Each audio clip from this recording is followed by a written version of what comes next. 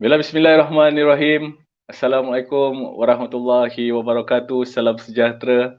Selamat pagi semua. Apa khabar? Bagi anda yang baru saja mengikuti kami di laman page UUM Press, bersempena dengan segmen resensi buku yang diadakan setiap minggu. Dan pada minggu ini kami bawakan secara khas untuk anda resensi buku dengan tajuk bukunya Islamic Finance, Legal Frameworks, Practices and Sharia Criteria Review yang dibawakan bersempena UUM Press Merdeka Sale yang berlangsung sejak dari 16 Ogos sehingga 16 September 2020. Dan resensi buku ini adalah sebahagian daripada program yang telah disusun oleh UUM Press. Jadi terima kasih kepada tuan-tuan dan puan, para penonton setia yang bersama dengan kami saban minggu secara live di laman page Facebook UUM Press. Dan seperti yang telah saya maklumkan sebentar tadi, buku yang akan kita huraikan pada pagi ini adalah Islamic Finance, Legal Framework, Practices and Sharia Review. Kami bawakan kepada anda penulis utamanya, tidak asing lagi Profesor Dr. Asmadi Muhammad Naim yang bersama dengan kita. Assalamualaikum Prof. Waalaikumsalam warahmatullahi wabarakatuh. Apa khabar Prof? Alhamdulillah, bagus. Apa khabar Cik Bob? Baik. Ya, Prof bersiaran. Saya sihat Alhamdulillah. Prof bersiaran dari mana Prof? Saya bersiaran daripada Sekarang Changlun, lokasi di mana? Kedah. Di Changlun, Kedah. Di Changlun. Alright. Dan bagaimana cuaca di sana Prof? Alhamdulillah. Pagi ni cerah bagus. ke hujan? Hari ni cerah. Baik, Alhamdulillah. Okey. Dan bersama dengan kita, terima kasih Prof. Sebentar lagi kita akan bersama kembali. Ini dia dua lagi penulis, semuanya orang-orang hebat yang bersama dengan kita pada pagi ini.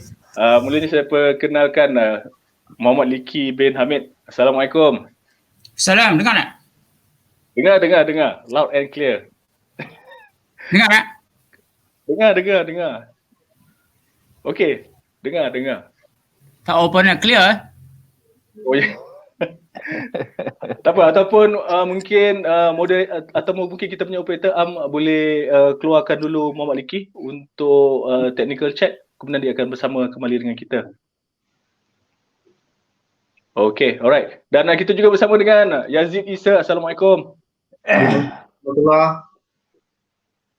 Alhamdulillah. Okay. Alright.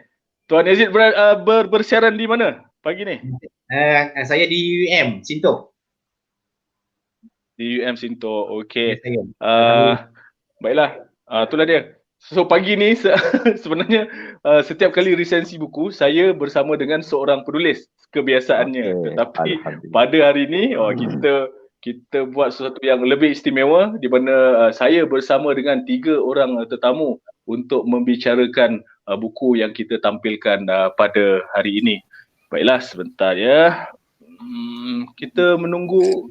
Ya tu ya. Okey, Tuan Muhammad Liki, bagaimana keadaan di sana? Boleh dengar?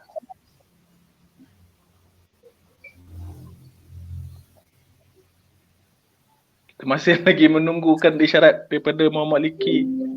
Tak dapat. Tapi kita dengar. Prof dengar Boleh dengar? Boleh dengar suara Ustaz Liki. Oh, boleh. Jelas. Mungkin Jelas. Boleh dengar Prof? Boleh dengar jelas. Jelas. Tak tahu kalau Ustaz Liki dengan kami ke tidak. Ustaz boleh respon Ustaz? Boleh dengar? Ustaz Liki? Okey, tak apalah, mungkin ada networking dan sebagainya. Okey. Ustaz boleh respon Ustaz? Hanya suara tak dapat. Oh. Okey, tapi kami boleh dengar Ustaz dengan jelas. Boleh kan? Saya boleh. kalau clear boleh lah, tapi tak berapa nak clear sangat. Kami dengar jelas suara Ustaz Liki. Oh tu kan? Saya dengar dia Prof slow Okey. Itu Ustaz kena kuatkan volume speaker. Habis dia full lah.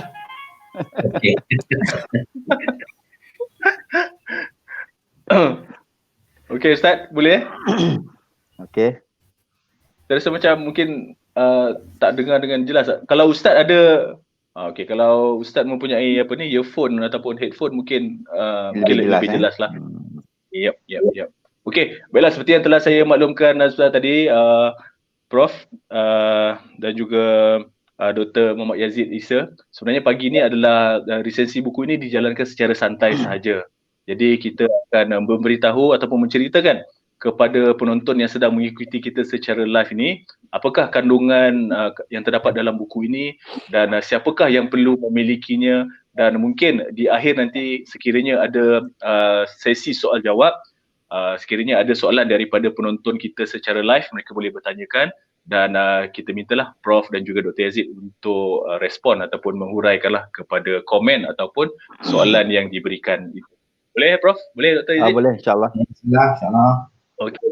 So kalau selalunya resensi buku ni kita buat dalam satu majlis, dihadiri oleh staff ataupun warga universiti, tetapi disebabkan norma baru ni kita terpaksalah mencuba norma baru kita, iaitu secara live. Dan bila kita buat macam ni memang tak dapat lari lah daripada gangguan teknikal ataupun beberapa technical difficulties macam Ustaz Liki sekarang ni yang mungkin tak berapa nak jelas lah. Mungkin connection kurang ataupun dari segi setting laptop tu sendirilah. Tapi tak apa, kita cuba. Ustaz Liki okey ke? Boleh dengar tapi tak apa nak clear lah. Okey, boleh dengar lah. Kalau ada mic lagi bagus, ada earphone. Kalau ada earphone. Okey. Tak apa, saya boleh dengar. Okey. Alright. Okey, baiklah. Kepada yang baru saja mengikuti kami secara langsung di di laman page UUM Press ini, selamat datang kami ucapkan. Terima kasih kerana sudi bersama dengan kami. Terlebih dahulu saya ingin memperkenalkan Profesor Dr. Asmadi Muhammad Naim. Saya bacakan secara ringkas latar belakang beliau. Dr. Asmadi Muhammad Naim is a professor at Islamic Business School or IBS, UUM College of Business, Universiti Utara Malaysia, where he started his higher education career since 1999. Jadi Prof Dr. Asmadi ini berkhidmat di sebagai profesor di Islamic Business School IBS, College Business UUM, memulakan kerjaya pendidikan sejak tahun 1999, Prof. Ya, di UUM. Ya, 1999 tu saya habis SPM tahun 98. Okey. Tahun 99 tu saya baru masuk ITM. Masa tu Institut Teknologi Mara. Pada tahun 2000 baru dinaik jadi UITM. Mungkin Prof, saya dah bacakan sedikit latar belakang Prof. Mungkin Prof boleh huraikan sedikit latar belakang Prof untuk tontonan, untuk penonton kita ni mengetahui dengan lebih mendalam sikit mengenai Prof. Silakan Prof. Okey, di sudut pendidikan saya ijazah pertama di University of Jordan, Amman, Jordan. Okay. Kemudian saya menyambung Masters dan PhD di IIUM. Kemudian saya juga lepas itu saya sambung lagi untuk professional certificate. Saya ada CIFP daripada INSEF dan juga IFP daripada ITFIM. Dan di sudut pengajaran daripada 99 sebagai lecturer, kemudian 96 sebagai pensyarah kanan, 99 sebagai Profesor Madya dan 2017 sebagai profesor di IBS lah. Perkara lain saya ingat dengan industri saya involve sejak 2007. Terlibat dengan industri kewangan Islam secara direct lah. Yang sebelum tu mengajar lah daripada 2003 di dulu Sekolah Kewangan dan Perbankan, SWB. Kemudian diubah kepada Kewangan dan Perbankan sebelum pada 2011 IBS ditubuhkan di UUM, Islamic Business School. Yep. Dan kalau saya lihat pada latar belakang Prof ni, Prof terlibat dalam penasihat syariah untuk Bank Islam. Sekarang Bank Islam, sebelum ni saya di Bank Negara untuk Majlis Penasihat Syariah Bank Negara untuk 6 tahun, 2 penggal. Dan sekarang masih lagi penasihat syariah, member untuk Majlis Penasihat Syariah Security Commission. Ni penggal ketiga. Okey, itu dia. Di samping Bank Islam baru saya. Yap.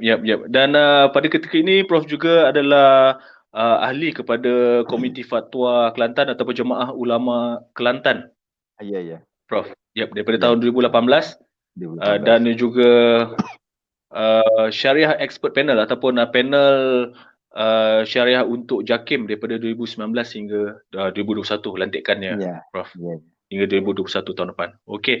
Dan sebelum tu kalau kita lihat Prof punya latar belakang semuanya berkaitan dengan ialah penasihat syariah di penasihat syariah, ahli kepada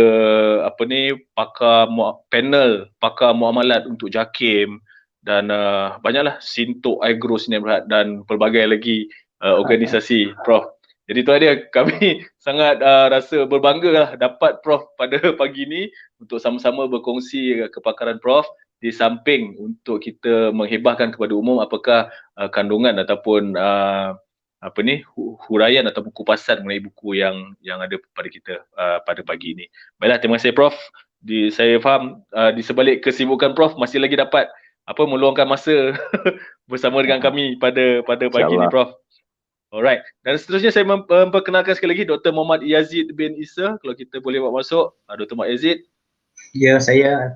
Okey. Dr. Muhammad Yazid merupakan pensyarah kanan di Islamic Business School IBS UUM sejak daripada tahun 2003 lagi. Mendapat ijazah PhD Islamic Finance from INSEF, MBA daripada UKM dan juga degree in Syariah Management from Universiti Melaya daripada UM. Betul? Ya, saya. Itu secara ringkas lah. Tetapi kalau saya minta doktor untuk huraikan lebih sikit mengenai pengalaman ataupun latar belakang doktor, boleh? InsyaAllah, tak ada masalah. Okey, silakan. Kalau nak banding dengan profesor tu antara bumi dengan langit tu, perbezaan dia. Tapi Alhamdulillah, apabila saya dapat peluang menulis buku ni bersama Profesor Asmadi, yang kalau kita tengok pengalaman dia begitu luas dalam perangan Islam, dan kalau ikut pengalaman saya di UUM, saya masuk pada tahun 2001, so pejam celik dah 20 tahun di UUM.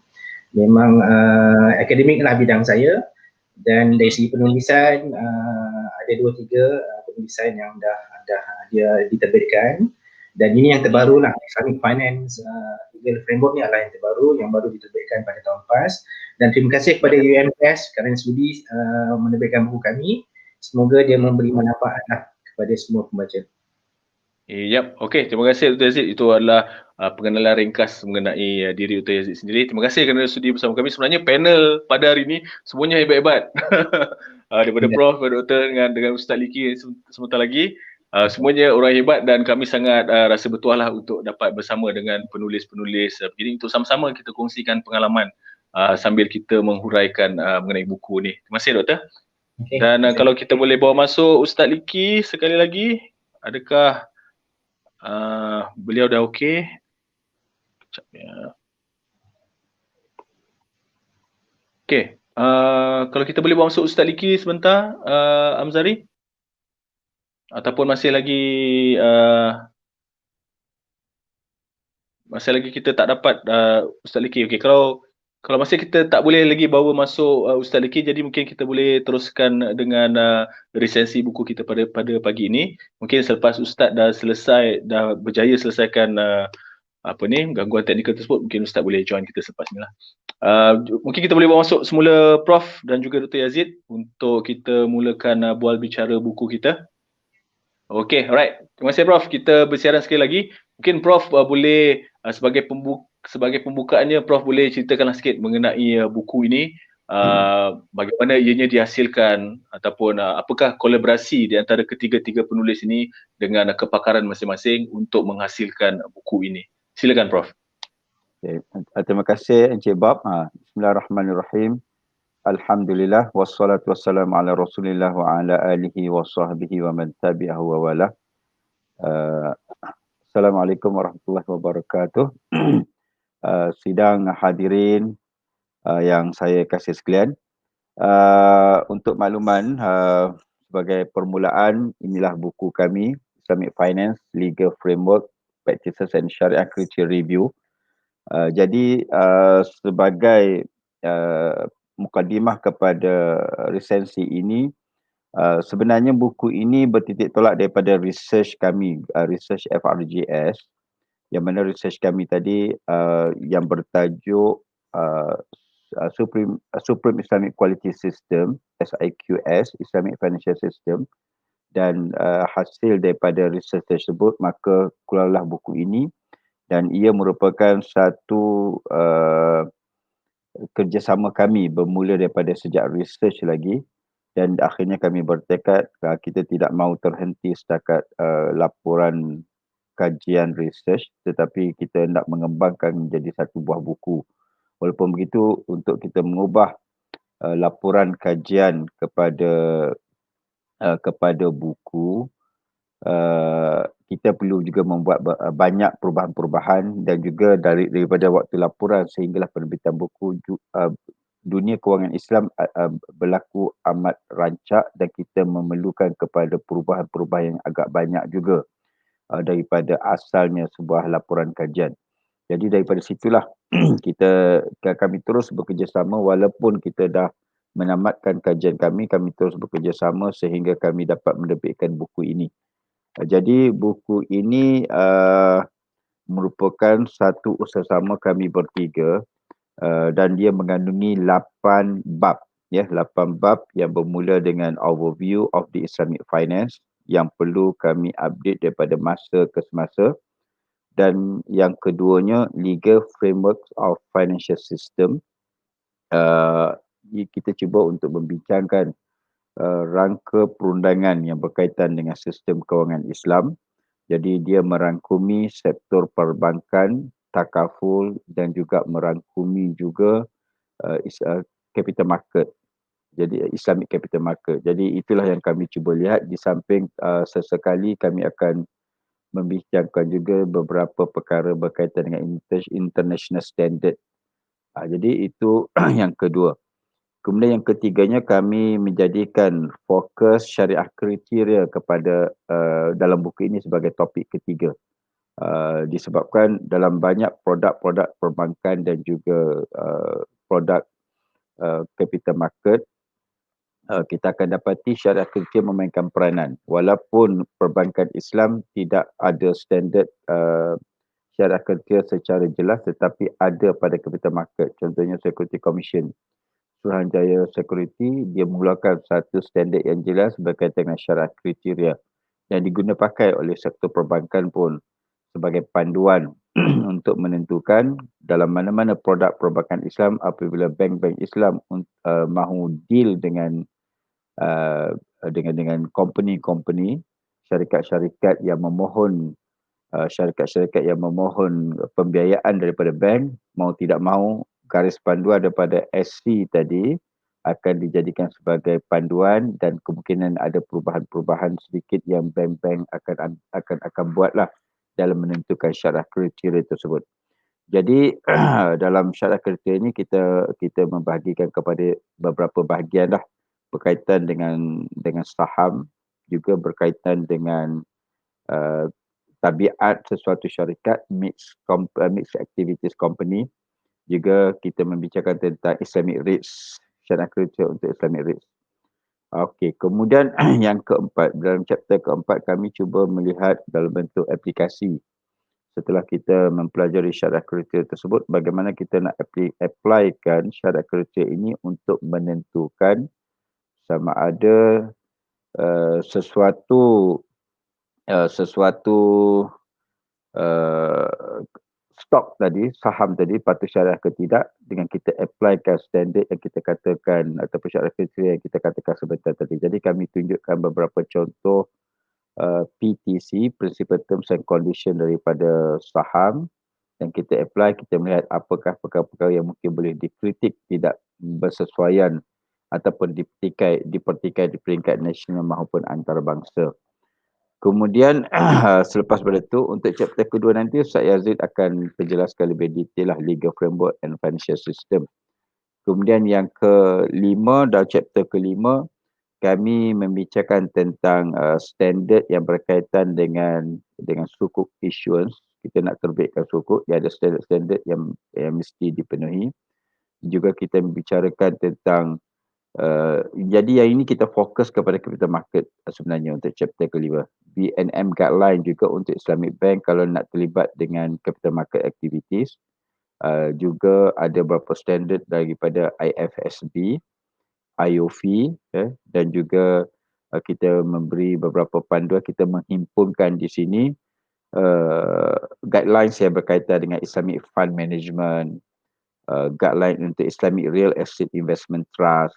Jadi inilah antara perkara-perkara yang kita cuba bentangkan dalam bentuk yang latest info, dan saya yakin ia amat membantu pelajar regulasi kewangan Islam dan juga pensyarah-pensyarahnya dalam melihat manakah di dalam untuk kewangan Islam, industri kewangan Islam, apakah perundangan yang melingkari industri ini.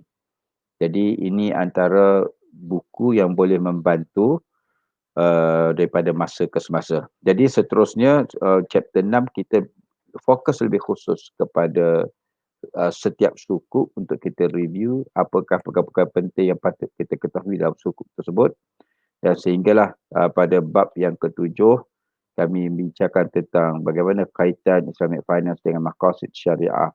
Setiap kontrak tadi dia ada kaitan dengan maqasid syariah. Yang itu kami cuba bincangkan, dan di akhirnya kita ada sedikit policy implication, sebab ini daripada research dan kita yakin bila daripada research dia ada kaitan juga dengan polisi. Dan kalau pihak yang bertanggungjawab dengan polisi tadi membaca buku ini, mungkin boleh melihat bagaimanakah benda ni nanti, bagaimanakah buku ini boleh membantu mereka dalam mereka merangkap polisi. Jadi untuk seterusnya saya ingat saya jemput Ustaz Yazid, Dr. Yazid untuk bincangkan chapter 2 sikit.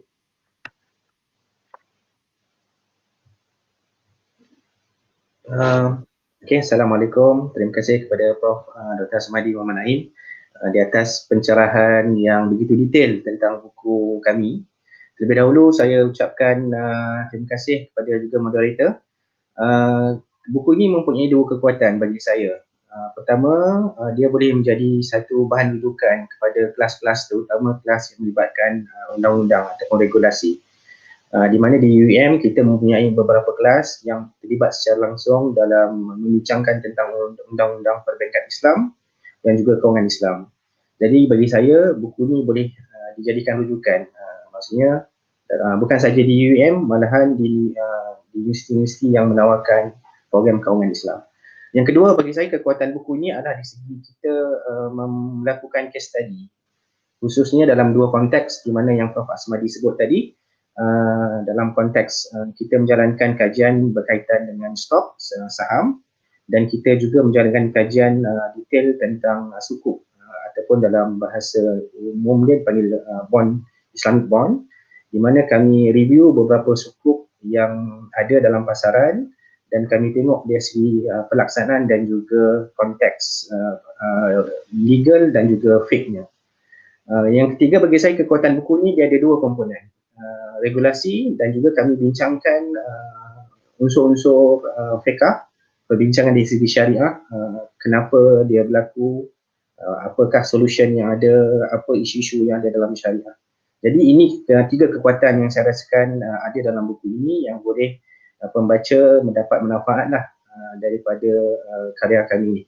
Okey, berkaitan dengan Prof. Asmadi mention beritahu tadi tentang topik kedua. Apabila kita baca topik kedua ni, dia seolah memberi gambaran bahawa dalam kewangan Islam ni kita ada satu kerangka yang dipanggil kerangka perundangan Islam, kerangka perundangan kewangan Islam ataupun Islamic Finance Frameworks, legal frameworks. Secara umum saya boleh katakan di sini Malaysia adalah satu negara yang amat bertuah, kerana bukan semua negara Islam ataupun negara yang menawarkan produk kewangan Islam mempunyai sistem perundangan yang detail ataupun yang sophisticated seperti mana yang Malaysia ada. Secara umum kita ada dua komponen, iaitu pasaran wang yang dikawal sedia oleh bank negara, dan yang kedua adalah pasaran modal yang dikawal sedia oleh Security Commission, Suruhanjaya Security, di mana kedua badan ini mempunyai begitu banyak akta, begitu banyak guidelines, begitu banyak standards. Kalau dibandingkan negara lain, itu satu benda yang kita patut banggakan. Dan dalam chapter kedua ni kami hurai satu demi satu. Maksudnya dari segi bank negara, apa peranan dan apa undang-undang yang bank negara ataupun guideline yang bank negara terbitkan. Begitu juga kita huraikan juga dalam konteks pasaran modal, apa kuasa ataupun perundangan yang terdapat dalam pasaran modal Malaysia di bawah kawal selia seperanjaya security.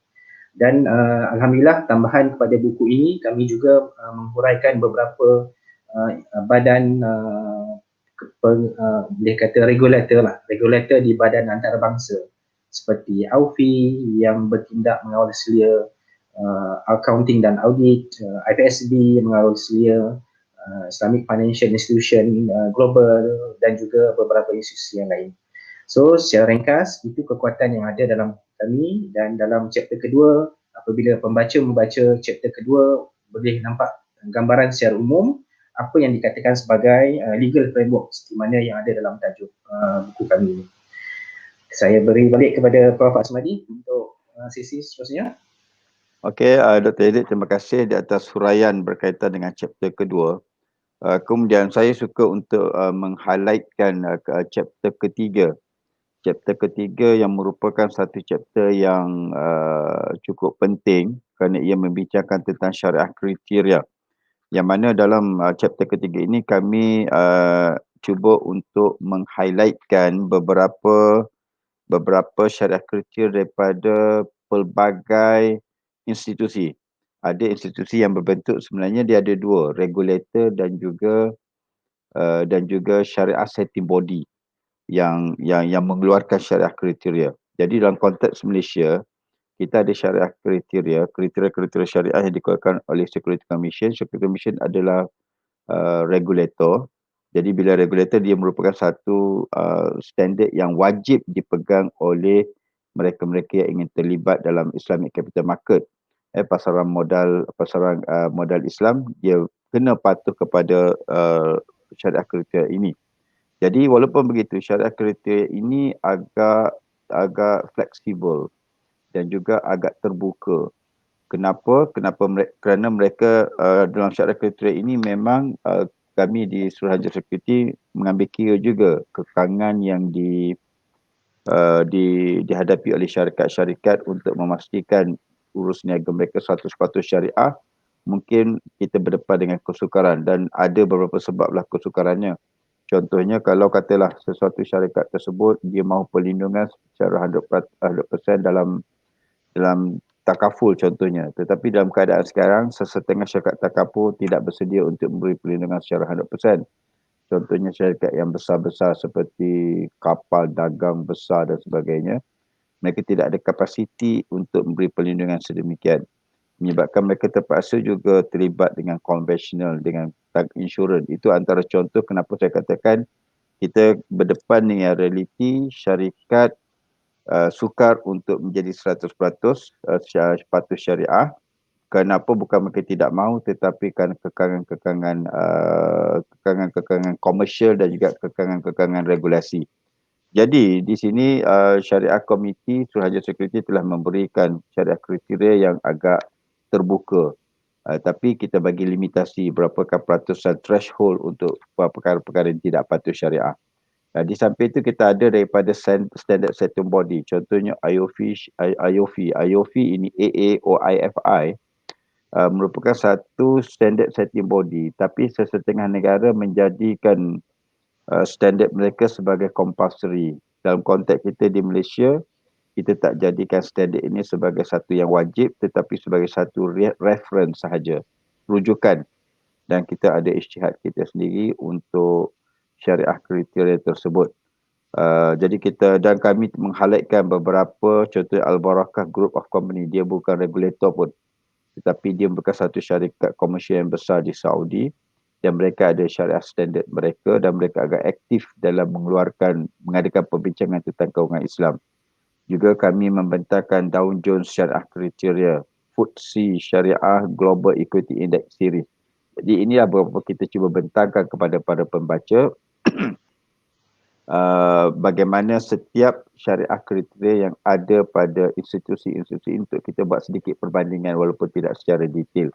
Jadi dan selepas itu kami mengambil kira kepada kita punya latar belakang. Security Commission merupakan regulator kita yang merupakan satu yang merupakan reference kita, rujukan untuk kita industri, dan kita merupakan leading country, negara yang mengetuai kewangan Islam di sudut produknya yang lebih besar, produknya yang lebih menyeluruh berbanding kepada negara-negara lain. Jadi kita merasakan kita banyak ke depan dalam perkara tersebut, dan kita jadikan apa yang ada di Malaysia itu sebagai basis yang penting lah dalam penulisan kami ini. Kalau orang kata Malaysian based, ya, kita terpaksa jadikan buku ini Malaysian based. Kerana apa? Kerana kita terkehadapan di sudut praktis perbankan dan juga kewangan Islam. Kemudian jadi itulah chapter ketiga. Kemudian pada chapter keempat kami memfokus kepada syariah compliance stock review. Di sini kalau tadi syariah kriteria pada setiap institusi yang kita katakan regulator ataupun standard setting body, yang chapter keempat ini lebih menjurus kepada standard security commission yang menjurus kepada saham. Yang berjurus dalam menentukan status saham, sebab sebenarnya yang kita ketahui Security Commission akan mengeluarkan senarai patuh syariah setiap bulan Jun dan juga setiap bulan akhir November membawa kepada Disember akan keluarlah list patuh syariah syarikat-syarikat yang tersenarai di bursa saham. Jadi kami menyatakan dengan lebih jelaslah kriteria tersebut, bagaimana calculation pengiraan berlaku. Kami bagikan contoh tabel pengiraan pun dalam chapter keempat ini. Jadi ada financial statement atau financial report yang kita bincangkan di sinilah.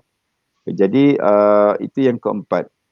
Jadi untuk yang kelima, keenam, kalau Dr. Yazid dapat sambung balik. Okey, terima kasih Dr. Asmadi. Macam disebut tadi, antara cabaran yang kami hadapi dalam menulis buku ini adalah dalam tempoh 10 tahun ke belakang, kita dapati bahawa regulasi ataupun standard guideline yang diperkenalkan di Malaysia ataupun di negara lain umumnya mengalami perubahan. Di mana kita tahu pada tahun 2013, 10 tahun ke belakang, kita ada beberapa revision dari segi perundangan. Di mana ketika itu FSA, Financial Services Act mula diperkenalkan, IFSA, Islamic Financial Services Act pun mula diperkenalkan. Jadi kami perlu update information yang terkini. Sedangkan ketika itu kami sudah tamat proses penulisan kajian, dan kami terpaksa ubah update info dalam konteks untuk menerbitkan buku. Jadi itu antara cabaran lah. Satu lagi adalah yang menarik yang seperti mana yang Prof. Dr. Asmadi mention adalah kita juga membincangkan isu-isu yang memang berlaku dalam sistem kewangan Islam. Apabila kita bincang isu-isu percampuran di antara unsur haram dan halal dalam pelaburan. Contoh dalam konteks tadi, bagaimana yang dihuraikan, apabila MPS itu sendiri, Majlis Penasihat Syariah Security Commission, apabila dia nak menilai saham sesebuah syarikat, dia perlu melihat kepada banyak sudut. Pertama, dari sudut kewangannya, kedua dari sudut contribution, berapa besar contribution kepada unsur-unsur yang haram, di mana yang dihuraikan dalam konteks kapal tadi. Okey, itu adalah antara isu-isu yang ada dihuraikan dalam chapter keempat dan kelima lah. Jadi seterusnya dalam konteks yang keenam, ini yang saya katakan tadi, kekuatan kami dalam buku ini apabila kami membincangkan dua aspek, iaitu aspek saham yang dibincangkan tadi, dan yang ke chapter ke-6 ni aspek sukuk. Apabila kita menguraikan satu demi satu sukuk yang diterbitkan di Malaysia dari segi clause-nya, dari segi prinsipal yang digunakan, dari segi detail yang ada dalam prospektus dan sebagainya, kami huraikan dalam chapter ke-6. Daripada situ kami dapat melihat apa kekangan ataupun apa lompang yang ada wujud dalam setiap prospektus, sama ada dari sudut perundangan maupun daripada sudut fiqh.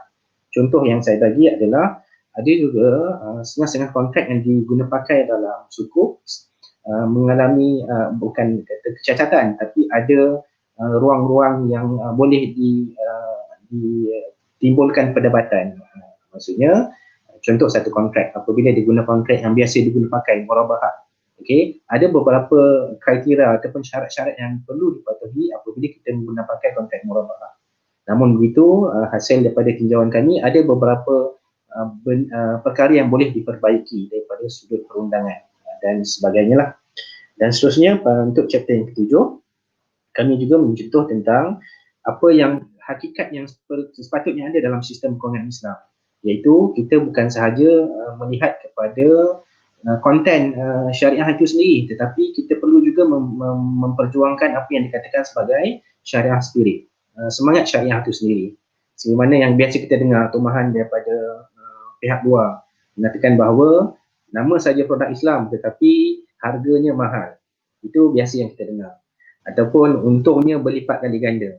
Tapi kita kena faham bahawa realiti kebanyakan produk yang berada di pasaran adalah produk yang berasaskan pada debt base ataupun yang berasaskan pada hutang, di mana harganya dah ditetapkan fixed base, maksudnya keuntungannya ataupun harganya dah ditetapkan di awal. Jadi faktor-faktor itu yang menyumbang kepada perbezaan harga dengan konvensional yang bersifat fluctuate. Bila interest rate naik, maka harga naik. Tapi bila interest rate turun, harga dia akan turun. Tapi sifat kewangan Islam tidak bersifat begitu. Okay, maksudnya dia ada certainty di mana dalam kontrak kewangan Islam, terutama dalam konteks sukuk ataupun dalam kontrak yang lain, dia mementingkan tentang tiadanya unsur gharar dalam dari segi kontrak, termasuk juga dari segi sudut harga. Itu saja daripada saya untuk chapter yang ke-6 dan ke-7.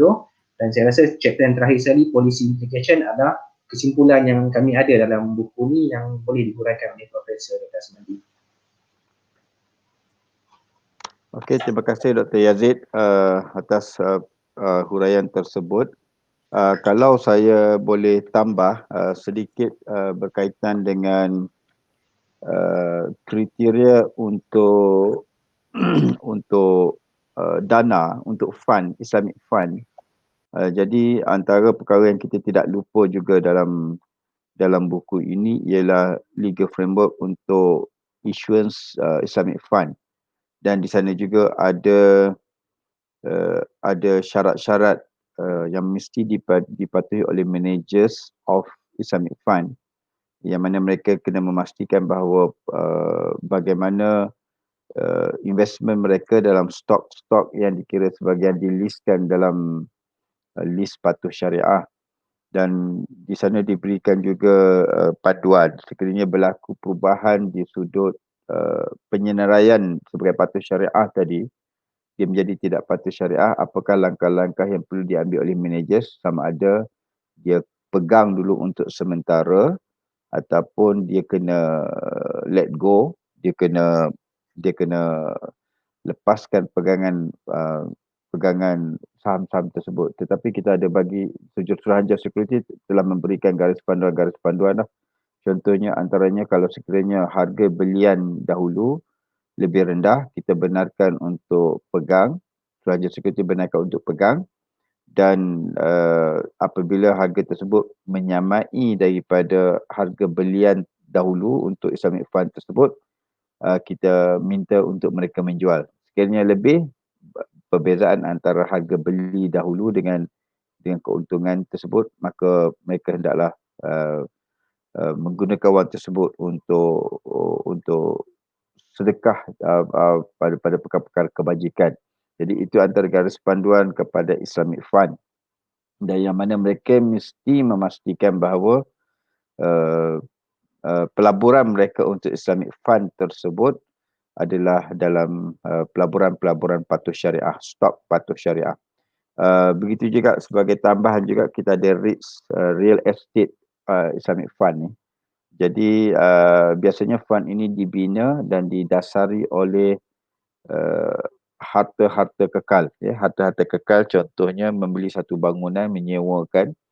Jadi ada garis panduan apabila datangnya dana yang sedemikian untuk real estate, Jadi bagaimanakah status bangunan-bangunan tersebut apabila katalah penyewa bangunan tersebut digunakan untuk patuh syariah, tidak patuh syariah, untuk disko dan sebagainya, bolehkah fund tadi membeli bangunan-bangunan sedemikian?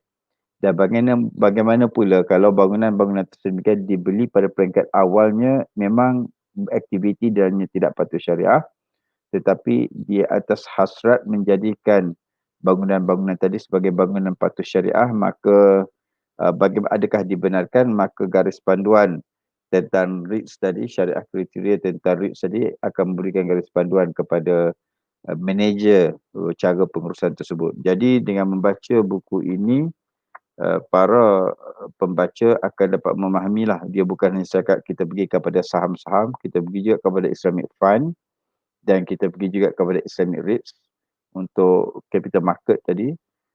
Di samping di sebelah satu lagi kita dah ada banking legal framework, takaful legal framework kita dah bincangkan, dan di samping itu kita melihat syariah kriteria yang kita katakan tadi. Syariah kriteria sama ada daripada pihak regulator ataupun daripada pihak industri sendiri. Jadi untuk Islamic banking, dia mungkin di sudut syariah kriterianya kita ada syariah governance untuk banking. Syariah governance framework 2013 dan juga syariah governance framework 2020 yang baru. Jadi kita dapat lihat bagaimana kekukuhan tersebut. Kita ada IFSA 2013 dan syariah governance framework yang awal lagi 2009-2010 tak salah saya. Jadi daripada gabungan ini, Islamic banking dia sudah ada satu industri, satu complete law under IFSA. Jadi kita nampak bagaimana dia kekukuhan dia berbeza dengan pelaksanaan dalam negara-negara lain. Bahkan kalau dalam syariah governance framework dinyatakan secara jelas bagi pelanggaran-pelanggaran patuh syariah apakah kesan terhadap sesebuah bank. Okey. Jadi ini antara kandungan buku kami lah yang saya dapat simpulkan daripada apa yang telah kami bincangkan pada hari ini. Dan memang benar dia cabaran menulis buku ini ialah kerana industri bergerak pantas. Industri bergerak pantas dan ada banyak perubahan-perubahan yang telah dilakukan oleh Bank Negara Malaysia, oleh Suruhanjaya Security untuk memastikan mereka dapat memenuhi kehendak industri di samping memastikan patuh syariah kepada kedua-duanya, Islamic banking, perbankan Islam dan juga perkembangan pasaran modal Islam. Jadi dalam dua keadaan, cabarannya kami cuba melihat setiap perubahan yang berlaku supaya buku ini tidak outdated. Jadi mana tahu 5 tahun akan datang sesiapa yang baca buku ini dia perlu juga update dengan info-info baru.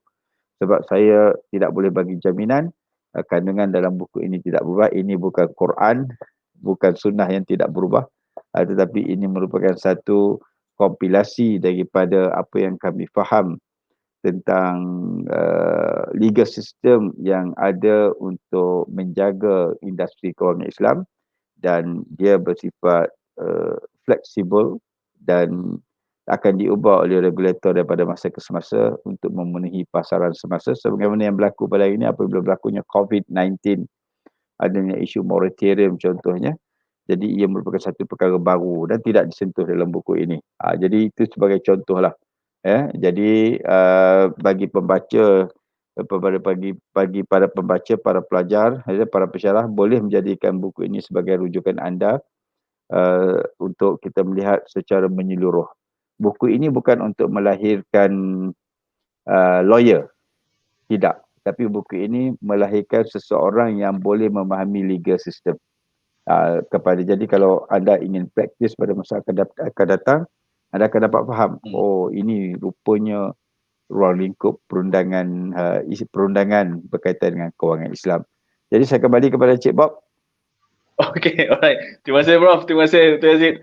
Diam tak diam sebenarnya kita bersembang secara live ni dah masuk 44 minit secara live kita bincang. Dan itulah dia. Prof, boleh tak saya tahu semasa menghasilkan buku ni, apakah halangan-halangan yang Prof hadapi ataupun Dr. Yazid sendiri hadapi untuk menghasilkan buku begini? Seperti yang Prof cakap tadi, institusi keuangan ni cepat, perubahan tu berlaku terlalu cepat kan, banyak perubahan dalam masa yang sama. Jadi apakah halangan ataupun apakah yang Prof dan juga Dr. Yazid hadapilah semasa nak melahirkan buku ni untuk memastikan ianya betul-betul really up to date pada ketika ianya diterbitkan. Mungkin Prof boleh kongsi dulu. Okey, cabaran pertamanya masa. Okay. Kita dengan kesibukan kita seharian, saya kira masa saya menulis buku tu saya masih lagi dekan di Islamic Business School. Okay. Jadi bila dekan tu, masa kami buat research pun saya pun masih lagi dekan. Jadi memanglah masa tu satu benda yang kena kejar. Walaupun begitu saya rasa saya bertuah sedikit sebab saya terlibat dengan industri di Bank Negara pada waktu itu dan juga di Suruhanjaya Security. Jadi bila kita sedang menulis ni, bila kami review balik, saya kata ini tak boleh, dah berubah. Jadi dengan kerjasama Ustaz Yazid dan juga Ustaz Liki, jadi saya kata itulah antara perkara yang kita cuba untuk updatekan daripada semasa ke semasa. Info yang ada dalam laporan kami yang dah siap tu, ini dah jadi outdated. Jadi kita terpaksa rangka balik dan masukkan perkara-perkara yang kita nak bagi kepada para pembaca benda yang latest. Jadi nak pastikan, sehingga kan pada bulan pencetakan tersebut, saya masih lagi meminta daripada pihak UM Press. Saya mahu ubah ada 2-3 perkara saya dapati sudah agak outdated. Dan alhamdulillah mereka agak terbuka dalam melayankan ranah kami lah dalam penerbitan buku ni. Dan definitely lah kita kalau kita mengharapkan sesuatu tu perfect 100%, kita tak akan terbitkan buku. Kita akan sentiasa nak berubah daripada satu ke satu. Saya beritahu pada tim saya kata tak apa, I'm not perfectionist. Saya bukan perfectionist, tapi saya kata untuk kita pastikan kita tidak outdated dan kita berikan persembahkan kepada para pembaca sesuatu yang infonya masih boleh dipakai dan membantu mereka memahami perundangan kewangan Islam lah. Okey, alright. Terima kasih Prof. Mungkin Dr. Yazid boleh kongsikan sikit apa halangan ataupun apakah cabarannya. Nak buat buku ni bukan senang. Okey. Rasa halangan dengan cabaran itu dapat diatasi dengan mudah apabila Prof Asmadi ada dalam tim ni. Sebab ada dalam Security Commission yang dengan juga Bank Negara Malaysia membantulah dari segi kita mengemaskini apa-apa maklumat terkini dari segi guideline. Boleh dikatakan sebelum guideline tu diumum, Prof Asmadi dah bagi tahu kat kami dah. Dalam masa terdekat ni akan ada guideline baru, sedangkan Bank Negara tak umum lagi. So masa begitu cepat sampai ke kami sebelum Bank Negara umum, contohnya. Persediaan kami dalam menulis tu, kami update terkini lah maklumat yang kami dapat terkini, sebab maklumat yang kami dapat tu adalah dari first hand information daripada institusi yang sebenarnya yang Dr. Asmadi sebut tadi. Alhamdulillah lah, itu memudahkan urusan berbanding halangan dan cabaran. Okey, terima kasih Dr. Yazid. Saya nak tanya sikit kepada Prof Asmadi. Tadi saya tertarik dengan statement daripada Prof mengatakan sistem kewangan Islam kita di Malaysia ni sebenarnya terkehadapan berbanding dengan negara-negara lain. Mungkin Prof boleh ulas sedikit, kita ni terkehadapan dari negara-negara lain tu mungkin di peringkat Asia atau peringkat dunia atau bagaimana? Apakah yang menyebabkan kita ni terkehadapan, Prof? Kita di peringkat dunia, kita sebenarnya kita ke depan. Sebab kita bermula dengan satu bank, kita dah melepasi arus mengislamkan bank-bank.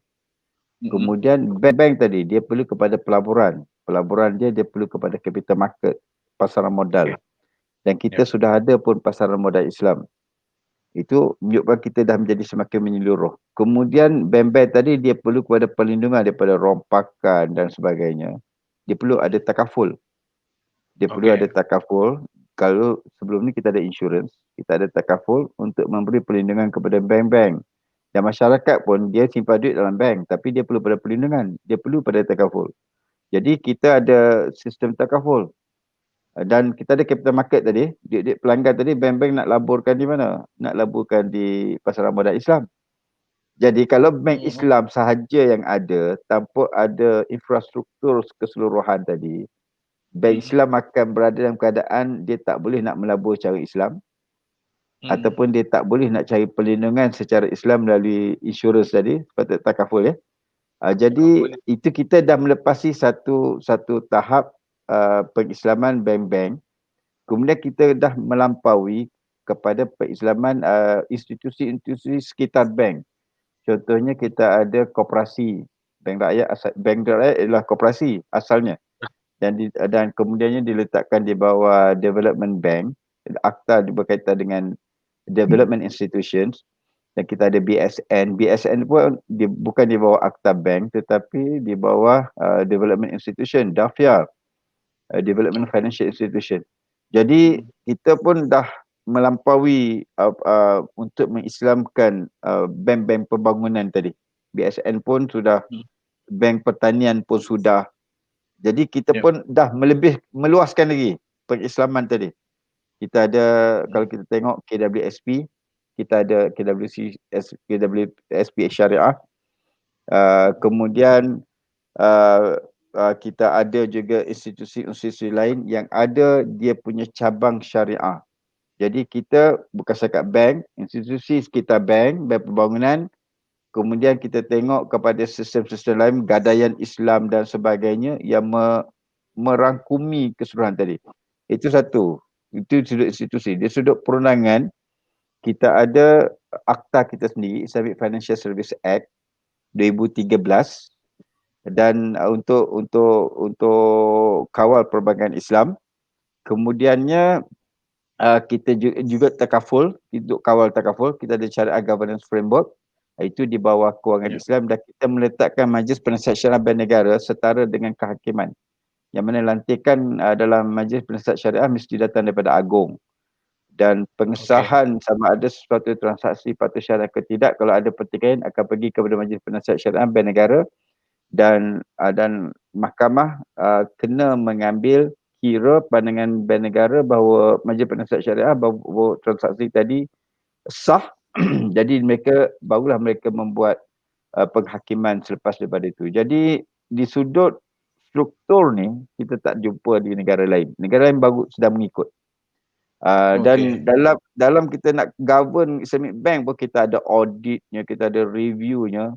Negara-negara lain masih lagi belum ada secara, orang kata, secara jelas perkara-perkara ni. Itu ya, Bob.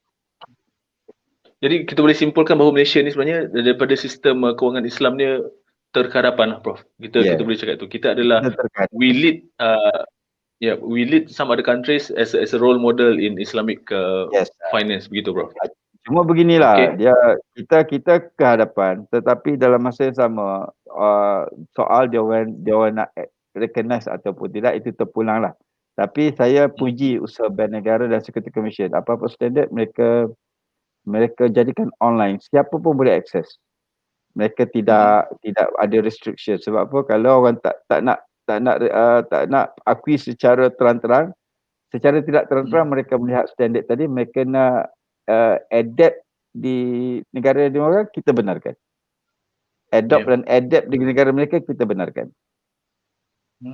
Okey, faham. Terima kasih, Prof. Mungkin daripada Dr. Yazid sendiri, daripada Dr. Yazid sendiri saya ingin bertanya lah, apakah pandangan Dr. Yazid mengenai penerimaan masyarakat terhadap kewangan Islam kita pada ketika ini? Kalau macam dulu, contoh dulu kita yalah orang tua kita kan pajak gadai tu dengan kedai-kedai Cina kan, pajak gadai. Tapi sekarang ni dah mula ada Ar-Rahnu kan, dah mula adalah perkhidmatan sedemikian yang lebih Islamik kan, pinjaman-pinjaman keuangan pun semua dah patuh syariah dan sebagainya. Jadi saya nak lihat bagaimana penerimaan masyarakat ni terhadap kewangan Islam yang ada dalam negara kita, Dr. Yazid. Okey, terima kasih Encik Bob. Apabila kita berbicara tentang penerimaan, satu hakikat yang kita nak nafi, di dalam mana-mana negara pun, hatta negara yang kita kata majoriti umat Islam, seperti mana di Indonesia kan. Indonesia adalah satu negara, kalau kita tengok pasaran dia begitu besar. umat Islam ramai, tetapi apabila disebut tentang kesedaran ataupun awareness, satu benda yang kita boleh kata mengecewakan lah. Tapi hakikatnya benda itu makin bertambah bagus. Bukan kata makin orang tak sedar, makin bertambah sedar tentang pentingnya gabungan Islam. Saya ambil satu contoh. Apabila kita sebut tentang kelebihan insurans dan takaful, secara hakikatnya mereka sedar bahawa takaful itu adalah satu benda yang bagus, halal, bagus. Tetapi mungkin apabila kita gabungkan sikit mungkin dengan kemampuan, mungkin dari segi kemampuan mereka tak mampu, okay? Jadi menyebabkan mereka akan cuba tidak melanggar ataupun tidak mengambil produk perbankan Islam. Tapi berbalik kepada persoalan tentang kesedaran penduduk ataupun orang Malaysia terhadap kewangan Islam, bagi saya kita berada dalam satu tahap kesedaran yang begitu bagus. Kenapa? Sebab di Malaysia ni dia macam Prof. Asmadi sebut, kita dah ada satu sistem yang begitu lengkap. Zakatnya, pajak gadainya, perbankan dia, semua kita dah ada apa yang dikatakan sebagai Islami. Kalau berbanding di negara lain, hatta di Indonesia sekalipun, dia tidak ada satu sistem yang lengkap seperti mana yang ada di Indonesia. Itu saja dari saya. Ya. Okey, terima kasih Doktor. Dan tadi ada yang dibicarakan oleh Prof sikit, saya tanya sikit je pasal moratorium ni lah. So moratorium bagi sesetengah orang dia dah sampai ke penghujungnya, tetapi bagi sesetengah pihak pula mungkin diminta dilanjutkan seperti yang diumumkan baru-baru ni untuk pelanggan terpilih ataupun yang terkesan terhadap pandemik ini, mereka boleh meneruskan moratorium. Itu bergantung pada budi bicara bank masing-masing. Mungkin Prof boleh komen ataupun huraikan sedikit keadaan moratorium begini, Prof. Okey, terima kasih Cik Bob. Okey, sebenarnya saya terlibat dalam perbincangan pasal moratorium ni secara langsung. Saya terlibat dan memang daripada sejak awal bila berlakunya COVID-19 saya dah buat posting di FB. Masa tu Bank Negara belum lagi buat keputusan tentang moratorium. Saya katakan sesiapa yang terjejas, itu bulan Mac tu masa saya posting, siapa yang terjejas sebab tak boleh berniaga, sila hubungi bank masing-masing. Bincang untuk dapatkan moratorium. Ada saya buat posting yang pertama-tama tu, saya tak sangka Bank Negara nak wajibkan pada waktu tu. Jadi jadi lepas pada tu bila dapat tahu Bank Negara mewajibkan semua bank memberi moratorium. Dan satu langkah yang bagus lah daripada Bank Negara. Sebab apa? Satu kesedaran masyarakat apakah pentingnya moratorium tu mungkin agak kurang. Kalau sesiapa yang miss hubungi bank menyebabkan mereka itu menjadi orang yang tersangkut lah di sudut membuat bayaran dan boleh membawa kepada bankruptcy dan sebagainya. Jadi bila Bank Negara mengatakan siapa yang tak nak moratorium tak perlu ambil kena hubungi bank, maksudnya auto moratorium. Jadi ada juga sebahagian yang berjumpa bank mengatakan kami mahu teruskan bayaran lah. Dan selepas pada tu sehingga bulan 6 bulan ke-6 ni, kita sudah hampir bulan ke-6, akhir bulan ni merupakan bulan terakhir. Jadi dah wajib bayar bermula 1 Oktober nanti. Cuma begini, dia sebenarnya kalau di sudut hukum, kalau kita tidak membayar hutang, Nabi SAW menyebut matalul ghani zulmun. Orang yang kaya ataupun yang berduit dan tak bayar hutang, dia adalah seorang yang zalim. Jadi menunjukkan sebenarnya wajib bayar hutang. Jadi sebenarnya orang yang tak terjejas tak perlu ambil pun moratorium. Sebab apa? Kita sebenarnya sengaja pula nanti tak bayar hutang. Kecuali kalau mereka terjejas lah. Tapi sebabkan Bank Negara dah letakkan wajib memberi kepada pelanggan moratorium, jadi bank-bank pun akur. Jadi untuk seterusnya sekarang ni, kita masih lagi meminta bank-bank ambil kira tentang moratorium, tetapi kepada mereka yang betul-betul terjejas. Bukan mereka yang tidak terjejas kan. Jadi kemewahan pula dapat moratorium sesetengah tu. Sebab boleh sepatutnya dia boleh bayar, dia tak perlu bayar, dia simpan, dia beli tukar kereta pula. Contohnya gitu. Sebab ada orang dia bergaji tetap. Contohnya GLC. Kerajaan confirm lah kita tak ada berdepan dengan apa-apa masalah. Kemudian GLC dia pun bergaji tetap. Kecuali kerajaan yang pegawai kerajaan yang bukan profesional, yang kemungkinan pekerja bawahan, dia ada kerja-kerja sampingan. Dan dia tu kerja-kerja sampingan tu untuk top up dia punya perbelanjaan dan dia pun terjejas. Yang tu dia kena jumpa bank lah. Dia kena buktikan sepatutnya kalau melalui pekerjaan part time saya dapat banyak ni, ini yang membantu saya membayar hutang bagi pihak diri saya dan juga bagi pihak keluarga saya. Jadi kita bagi dalam pembicaraan kita tu, kita bagi pilihan moratorium dan saya minta pendengar-pendengar yang ada hari ini, siapa yang terjejas sila jumpa bank, ya, mereka yang berhenti kerja, mereka yang diberhentikan kerja, mereka yang diminta cuti paksa tanpa gaji, ataupun mereka dipanggil kerja kena potong gaji. Ada juga yang panggil kerja kena potong gaji, ataupun mereka diberhenti dah dapat kerja tapi dapat kerja gaji kurang. Kemudian ada satu lagi yang combine loan, dia kerja tapi isteri dia yang combine loan tu terjejas. Jadi itu orang-orang yang macam ni, jadi kena buktikan kepada bank dan bank akan memberi moratorium lanjutan lah 3 bulan, 6 bulan. Dia mungkin dia akan bagi 3 bulan dan kemudian tengok 3 bulan. Tapi yang lain-lain kalau mahu pelanjutan, dia kena pergi ke bank. Bank biasanya tak akan bagi moratorium. Tapi apa yang bank akan buat, bank akan buat refinancing untuk mereka yang tidak layak. Refinancing, bila refinancing dia lain sikit, Cik Bob. Refinancing ni bank akan letak, walaupun sistem Islamiknya, bank akan letak new profit untuk bank jugalah. Kalau moratorium tidak, dia hanya rescheduling. Rescheduling dia akan panjangkan tanpa tibatkan apa-apa kos.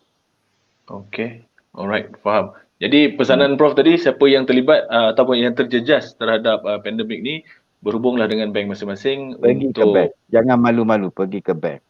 Yep, betul. Okey, terima kasih Prof. Saya rasa tu pesanan yang saya rasa semua orang akan tertumpu pada moratorium. Sebut moratorium ni semua orang nak dengar. Semua orang akan tumpukan perhatian lah. Okey, dan kalau kita boleh paparkan pada skrin buku ataupun harga buku yang kita bawakan pada hari ini. Okey, harga asalnya adalah RM30, tetapi untuk promosi ataupun Merdeka Sale dengan UUM Press ni dijual pada harga RM28.50. Dan yang menariknya Prof, Doktor, buku ini boleh didapati melalui 3 platform, iaitu melalui UUM Books Online, UUM Press Books Online, boleh juga didapati melalui Shopee dan juga Lazada. Ini 3 platform utamalah kalau penonton di luar sana ingin mendapatkan buku ini pada harga yang sangat istimewa. Dan semalam kan semua orang duk fokus sangat dengan Lazada dengan Shopee sebab apa? 99 kan. Ada sale dan sebagainya. So hari ni pun masih lagi boleh masuk Shopee ataupun Lazada untuk mendapatkan buku ini pada harga istimewa. Jadi Prof dan juga Dr. Yazid, diam tak diam kita dah menghampiri, kita dah melepasi 1 jam 2 minit kita bersiaran. Tu kalau kita sembang pasal pasal buku, pasal isu semasa, sebenarnya 1 jam yang diberikan tu memang tak cukup Prof dan juga Doktor. Setakat saya jadi moderator daripada mula itu sampai sekarang, memang kita tak pernah berhenti on time 1 jam. Memang akan lebih lah.